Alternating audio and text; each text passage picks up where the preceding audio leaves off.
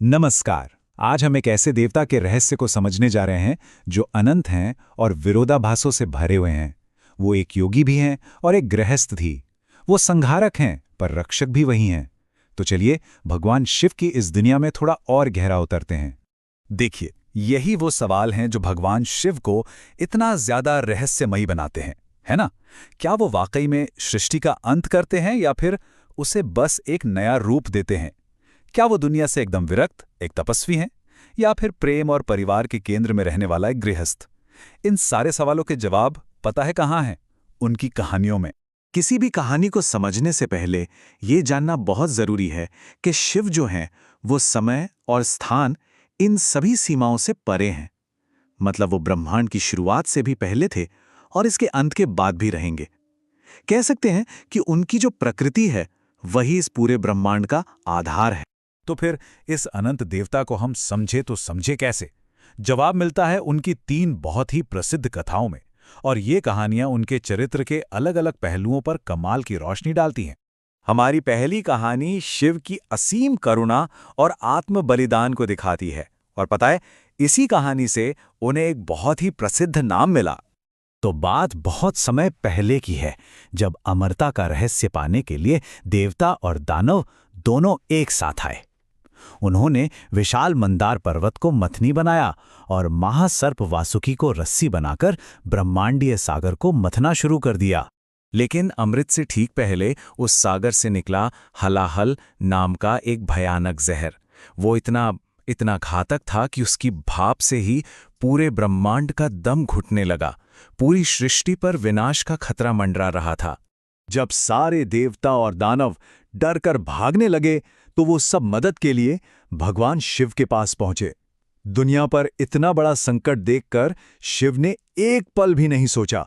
उन्होंने उस जलते हुए जहर को अपनी हथेली में उठाया और पी लिया। लेकिन उनकी सतर्क पत्नी देवी पार्वती ने उस जहर को उनके शरीर में फैलने से रोकने के लिए तुरंत उनका गला पकड़ लिया। जहर उनके गले में ही अटक गया और इसकी वजह से उनका गला हमेशा के लिए नीला पड़ गया। और बस इसी तरह वे बने नीलकंठ, वो देवता जो दूसरों को बचाने के लिए दुनिया का सारा दर्द खुद सह लेते हैं। चलिए अब चलते हैं दूसरी कहानी की ओर। ये कहानी उनकी अपार शक्ति और नियंत्रण को दिखाती है। ये कथा है एक घमंडी नदी को वश में करने की। एक राजा थे, भगीरथ। उन्होंने अपने पूर्वजों की आत्मा को शांति दिलाने के लिए स्वर्ग की नदी गंगा को पृथ्वी पर लाने का प्रण लिया और हजारों साल तक कठोर तपस्या की। गंगा ने उनकी प्रार्थना मान तो ली, पर एक चेतावनी भी दी। उन्होंने कहा कि उनका वेग इतना प्रचंड है कि पृथ्वी उसे सह नहीं पाएगी, वो टूट जाएगी। इसका समाधान सिर्फ एक ही था, भगवान शिव। शिव मान गए, और जब गंगा पूरे अहंकार और तूफानी वेग के साथ शिव को बहा ले जाने के इरादे से स्वर्ग से उतरी, तो शिव ने बड़ी शांति से उन्हें अपनी घनी जटाओं में कैद कर लिया। वो शक्तिशाली नदी सालों तक उनकी जटाओं में भटकती रही, जब तक कि उसका सारा घमंड शांत नहीं हो गया। इसके बाद शिव ने उसे एक शांत, जीवन देने वाली धारा के रूप में धरती पर बहने दिया। इसी घटना ने उन्हें गंगाधर का नाम दिया, और ये दिखाता है कि शिव विनाशकारी शक्तियों को भी नियंत्रित करके उन्हें रचनात्मक बना सकते हैं। और अब हमारी आखिरी कहानी ये दिखाती है कि कैसे शिव एक तपस्वी और एक गृहस्थ के बीच का वो आदर्श संतुलन साधते हैं, जिसकी बात हम शुरू में कर रहे थे। दुनिया पर तारकासुर नाम के एक राक्षस का आतंक था। उसे वरदान मिला था कि उसे सिर्फ और सिर्फ शिव का पुत्र ही मार सकता है। लेकिन शिव तो अपनी पहली पत्नी सती की मृत्यु के बाद गहरे ध्यान में लीन थे। उन्हें संसार से कोई लेना देना ही नहीं था। तब देवी ने पार्वती के रूप में जन्म लिया और शिव को पति के रूप में पाने के लिए उनसे भी ज्यादा कठोर तपस्या शुरू कर दी। अब जरा इस शादी की कल्पना करके देखिए। एक तरफ दुल्हन पार्वती एक राजकुमारी की तरह सोने और रेशम में सजी धजी, और दूसरी तरफ दूल्हा शिव अपने शरीर पर भस्म मले हुए, बाघ की खाल पहने। और उनकी बारात में कौन? भूत, पिशाच और गणों की सेना। कहते हैं कि पार्वती की मां तो यह नजारा देख के बेहोशी हो गई।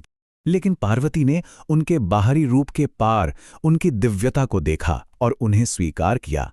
उनका ये विवाह असल में सिर्फ 2 लोगों का मिलन नहीं था। नहीं, ये ब्रह्मांड की 2 सबसे बड़ी शक्तियों, यानी पुरुष जो कि चेतना है और प्रकृति जो ऊर्जा है, के संतुलन का प्रतीक है। तो इन 3 कहानियों से हमने आखिर सीखा क्या? जवाब शिव से जुड़े प्रतीकों में छिपा है और यही हमें अंतिम फैसले तक ले जाते हैं। अब देखिए, इन प्रतीकों का मतलब कितना साफ हो जाता है। उनके सिर पर जो चंद्रमा है वो समय पर उनके नियंत्रण को दिखाता है। उनकी तीसरी आंख सिर्फ विनाश के लिए नहीं है, बल्कि अज्ञान को खत्म करने वाले ज्ञान के लिए है। और उनके गले में लिपटा सर्प वासुकी, वो मृत्यु पर उनकी विजय और उनकी निर्भयता का प्रतीक है। तो चलिए शुरुआत के सवाल पर वापस आते हैं। शिव संधारक नहीं है, बल्कि एक परिवर्तक हैं, एक ट्रांसफॉर्मर। वो पुरानी और बेकार चीजों को नष्ट करते हैं ताकि कुछ नया और बेहतर बनाया जा सके। ठीक वैसे ही जैसे एक किसान नई फसल उगाने के लिए पहले खेत को साफ करता है, ये परिवर्तन का वही चक्र है जो हमें जीवन में हर जगह दिखाई देता है। और अंत में ये सब एक सवाल छोड़ जाता है जिस पर सोचना चाहिए। शिव की असली शक्ति क्या है? दुनिया को एक पल में भस्म कर देने की उनकी क्षमता, या फिर उस क्षमता को नियंत्रित करके जहर पीने और नदी को वश में करने का संयम? शायद सच्ची शक्ति विनाश में नहीं, बल्कि उसे रोकने के नियंत्रण